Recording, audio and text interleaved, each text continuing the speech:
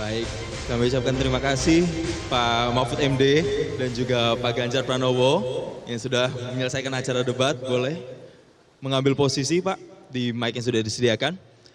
Baik, nanti kami akan kasih kesempatan untuk teman-teman bisa bertanya, tapi saya mau meminta tanggapan dulu dari Cawapres 03 Pak Mahfud MD.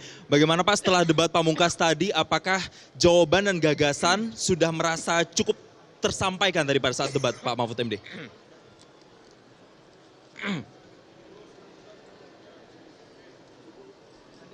Baik, tadi rasanya di dalam debat ya biasa-biasa sajalah begitu debat itu.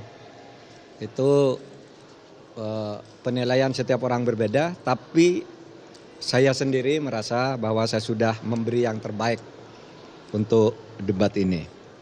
Nah, oleh sebab itu karena ini debat terakhir untuk Cawapres, saya ingin sampaikan terima kasih kepada Pak Jokowi karena 5 tahun yang lalu atau 4,5 tahun yang lalu beliau meminta saya menjadi Menko Polhukam.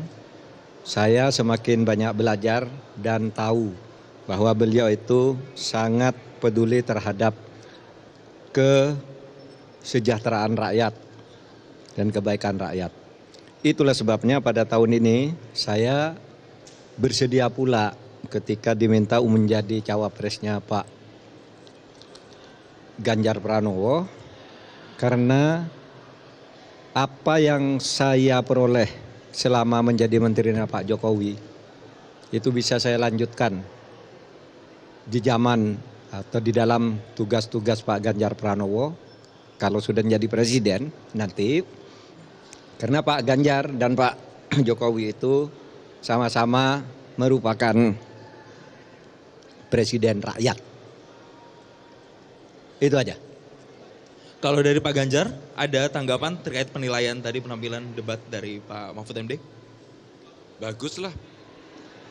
Karena untuk pertama kali saya kira Pak Mahfud menginspirasi. Ada pertanyaan yang harus dijawab, tapi beliau sampaikan tadi, ini pertanyaan nggak perlu dijawab. Dan itu menginspirasi. Saya melihat, oh iya ya kadang-kadang pertanyaan itu tidak perlu dijawab gitu ya.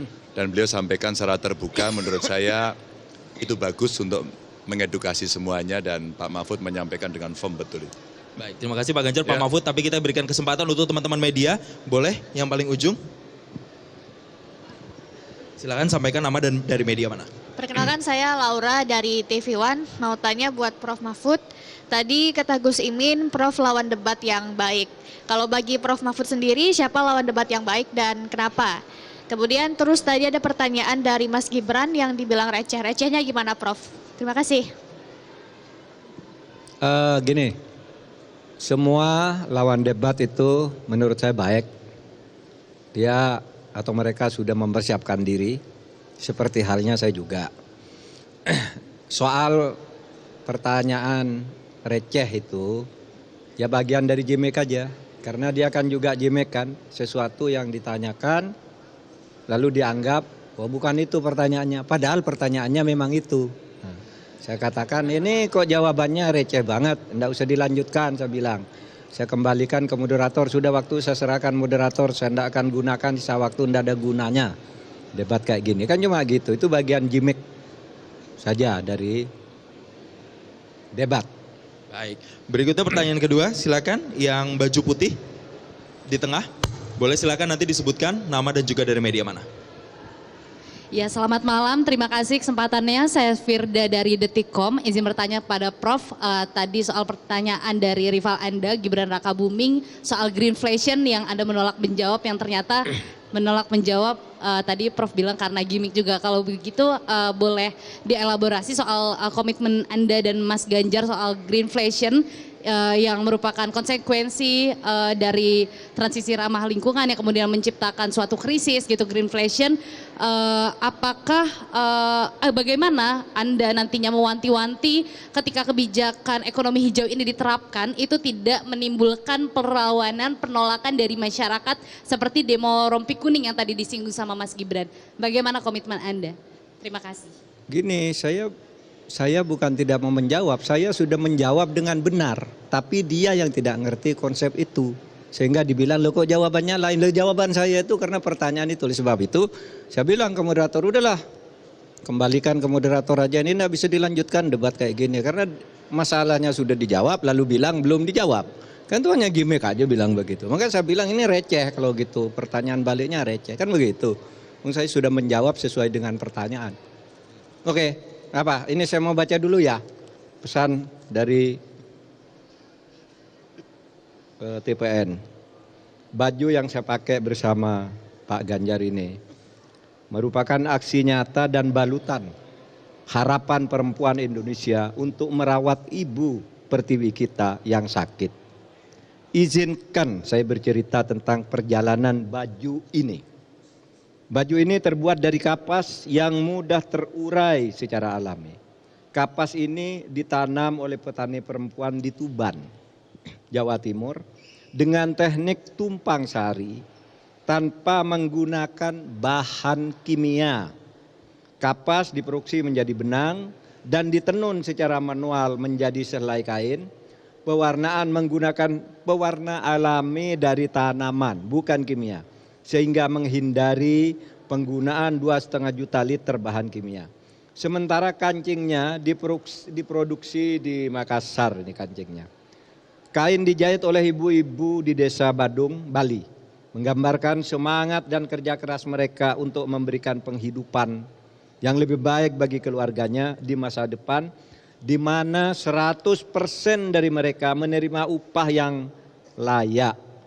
Dibutuhkan waktu 180 hari, 6 bulan, untuk tumbuh, memintal, menenun, dan menjahit baju. Proses ini telah menebarkan dampak positif untuk 1.500-an kehidupan, terdiri dari petani hingga penjahit. Juga berhasil mencegah produksi 80 ton CO2 dan menggenerasi 30 hektar lahan melalui daur ulang sampah dan mengubah tanah kering menjadi agroforestry. Sebelumnya, para ibu pengrajin terdampak bahan kimia yang bahaya bagi kesehatan dan mencemari sumber air dan juga tidak mendapatkan penghidupan yang layak. Pengembangan penanaman kapas asli Indonesia juga menjadi inspirasi di mana sekarang lebih dari 90% kita mengimpor kapas. Padahal di tahun 1940 sampai 1950 Indonesia adalah salah satu produsen kapas global terbesar.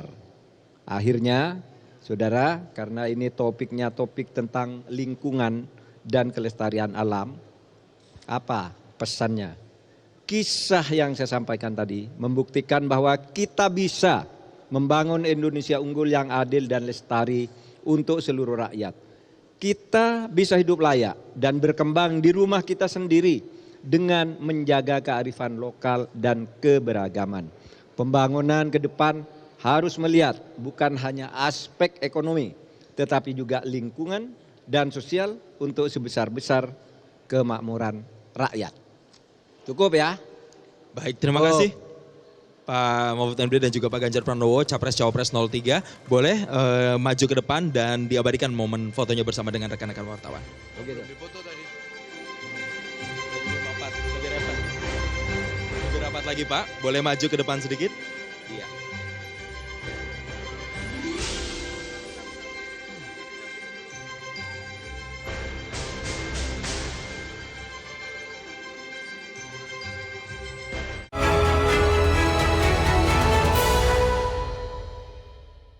Dipersembahkan oleh